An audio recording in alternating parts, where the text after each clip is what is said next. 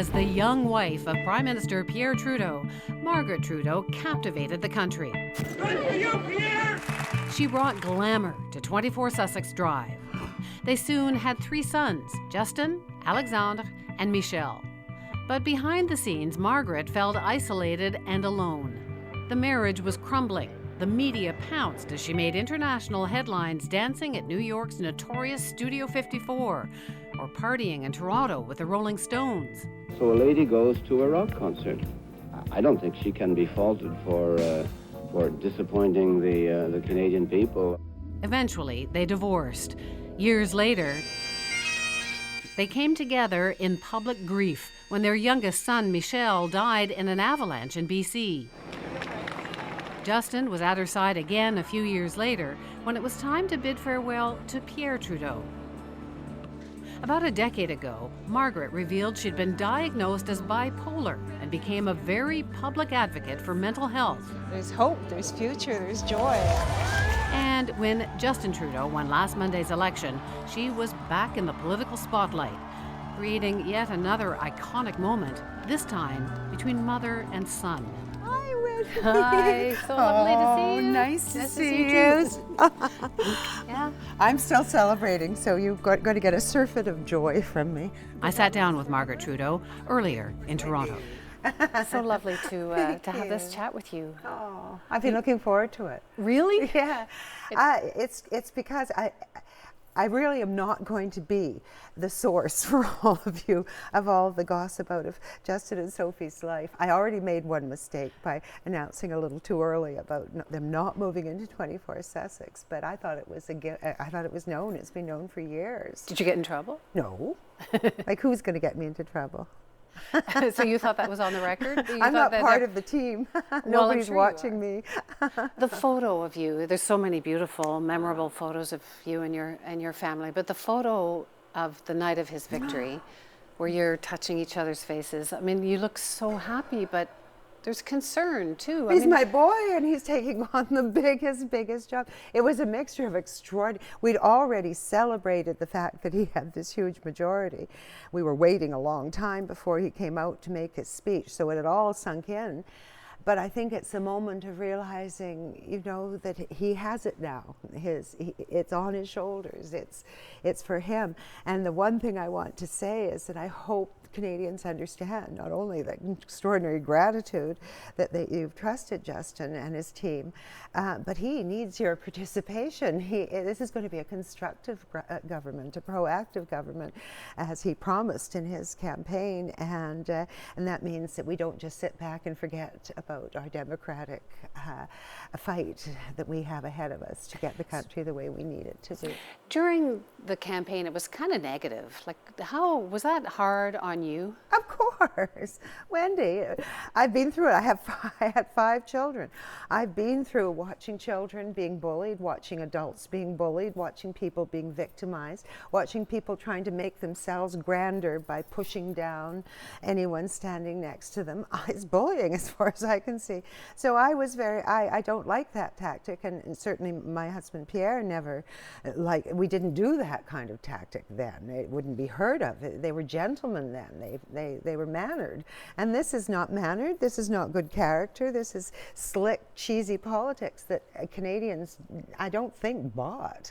I think we didn't do attack ads from the Liberal side. We didn't do personal attacks, and yet we won a huge majority. What does that say? Because they always told us, no, attack ads work. They plant the poison.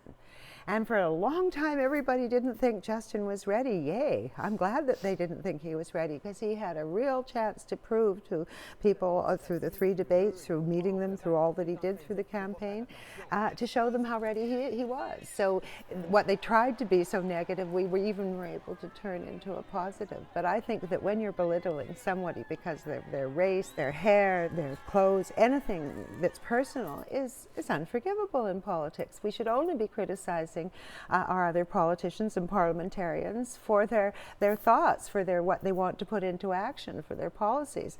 And that's the level that Parliament has to get back to, and where we all work together as well. And I think Justin's a champion of bipartisan politics. Since the 8 years he's been in Parliament, he has developed friendships and good mentoring with all parties, because that's how they should be working. Now that they've got our vote, get together and build our country, please.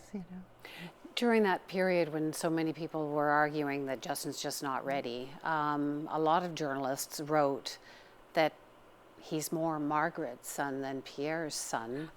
And it wasn't how is that meant as a compliment. Possible? You know what I think about Just is that obviously it's easy to just define Pierre and I. He was reason and logic, and I'm passion and free form. No, we're both a little bit of the other, and I certainly was raised in a certain way by Pierre Trudeau's reason and logic as well. He had such a fine mind, a disciplined mind. Justin has the best of both of us, I think. He's got my love, my spirit, my loving. I mean, I just embrace life, and So is this a victory for your style of living and child raising and? But I didn't do it alone. Reason? No, it's not. It's giving the children the chance to have both, to know how to have fun, how to be warm and kind, how not to be greedy, how not to be putting, letting money follow behind you in your life, not grabbing. There's a lot of things that we learned about service from Pierre and the way the children were raised about giving instead of taking. So I think that Justin is a mixture of us both. I think he's a very complete person, all on his own. He may have my hair. Oh, that's where the nice. Oh, he certainly didn't have his dad's. In one of the profiles written about your son just before the election, there was something about how at one point he'd asked his father, what if I ever decide to go into politics? And it sounds like it was an unsatisfactory, like it wasn't like you do this and then you do this. No. Was there ever, did you think? It's sad because, well, of course, Justin, perhaps people say, looking back, that his beginning moment, the turning point in his life, in his trajectory, was at his father's funeral. The eulogy. So that's the end of his father's life when he becomes the man. And he was a young man then. You look back at him, he's just in his late 20s, he's cute as a button, but he's still unformed. He's still studying at university. He's not taken on his life yet. But certainly following in his father's guidance, I wouldn't say even footsteps, although apparently, because they have had a different path, he just got himself to be the best he could be in whatever he took on. And he took on being a parliamentarian very seriously.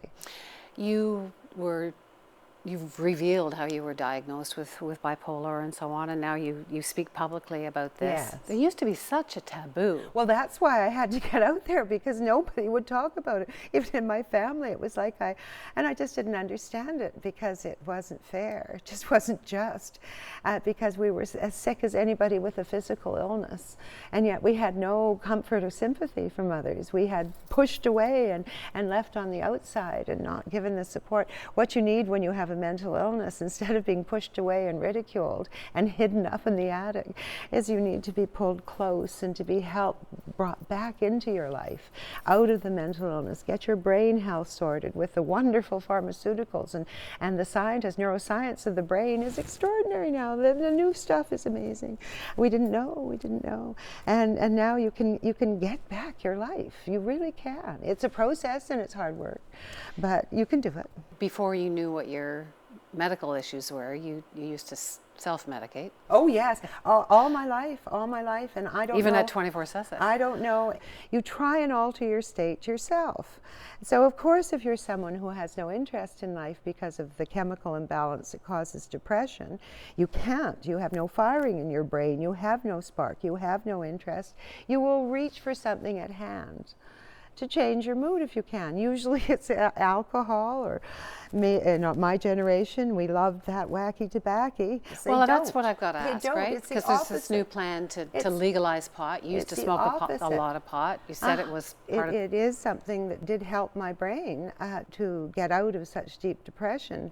Now, what is really, really important, and I'm not here to talk about Justin's policies or what he's going to do in the government, but I will say this. We know from science that to smoke pot before 18 is very dangerous to your brain. You won't have your best life. You won't accomplish your best. So you people not must, to smoke pot. You're telling people to be careful. I'm not telling people to what to do. Anyway, who am I to tell you? Not my style and not the way. I'm not advocating anything one way or the other. I certainly am advocating not to criminalize people who possess pot. It's like criminalizing, for me, with the way I think about, the excessive binge drinking. It's like someone criminalizing you for doing Jell-O shots at 2 in the morning.